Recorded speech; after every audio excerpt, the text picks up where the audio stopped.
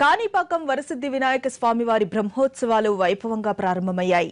ఉదయం నుంచే స్వామివారికి ప్రత్యేక పూజలు నిర్వహించగా గణనాథుడి దర్శనానికి భక్తులంతా బారులు తీరారు. ప్రభుత్వం తరపున మంత్రి బొజ్జల గోపాలకృష్ణారెడ్డి స్వామివారికి పట్టు వస్త్రాలు సమర్పించారు.